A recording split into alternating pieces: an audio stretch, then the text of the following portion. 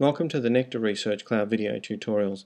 This tutorial will show you how to connect to your virtual machine using the VNC console. This is applicable to both Mac and to Windows computers.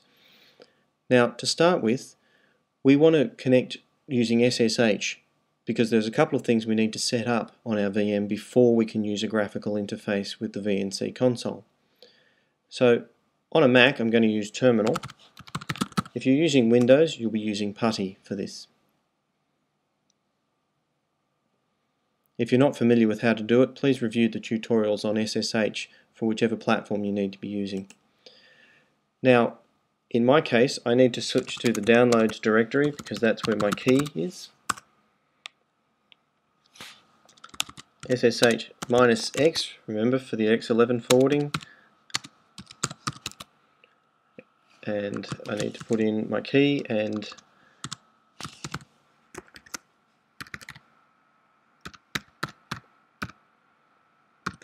the IP that I'm using. Now remember, we don't get prompted again to include this in the known hosts because we've already done that and our machine is recognized. Okay, so it's telling me here I've got a message system restart required, so I will need to do that in a moment. But before I do that, there's a couple of steps I need to do in order to get the VNC console working. With the VNC console, it requires a username and password in order to activate. The problem with the default installation with of Ubuntu is that there is no password for the user Ubuntu. Now, we have to set a password in order for VNC to work. So to do that, we do sudo Ubuntu, passwd and the user Ubuntu. And then we'll be prompted to put in a new password for Ubuntu. So put in a password and type it again. And you'll now have a password for Ubuntu. This will allow VNC servers or clients such as the VNC console to actually connect to your VM. Now, in order to have a graphical interface, we need to have some X11 installation in place. Simplest way to do that is sudo apt-get install Ubuntu desktop.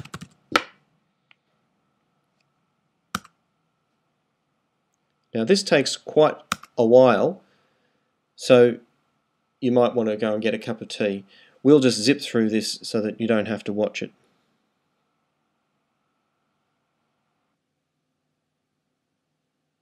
Now that our Ubuntu desktop is installed, we have an X Windows environment that we can connect to using the VNC console and other methods.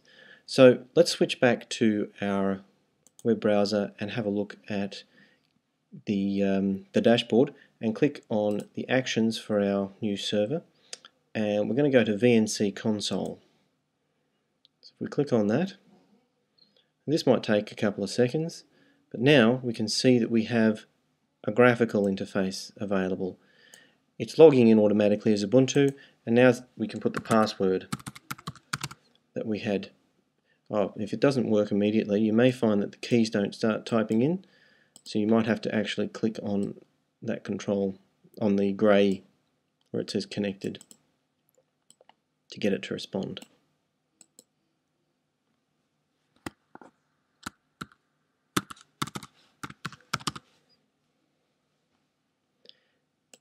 If you click on this link here, you can switch between Ubuntu and Ubuntu 2D. Ubuntu 2D is a little less heavy on the processor, so it's probably a good idea to switch back to that. Then press enter.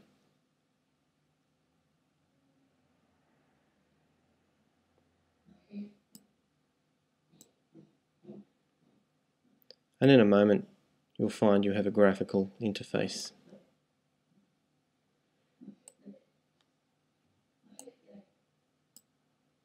Now this process will work for both Windows and Mac, so there are some issues with older versions of the Research Cloud environment, but it appears that the new one works quite well, so that should allow you to get a VNC console up for both the Windows and Mac platforms. However, as you can see, you're limited in size. You have to sort of scroll around to work it, and it's also, if you look at the mouse tracking there, it's a bit sluggish. So there are alternatives, and one of the best ones is the FreeNX. So I recommend that if you have the opportunity, have a look at the FreeNX tutorial and consider using that as a graphical interface instead. But this at least is enough to get everybody going. Thank you.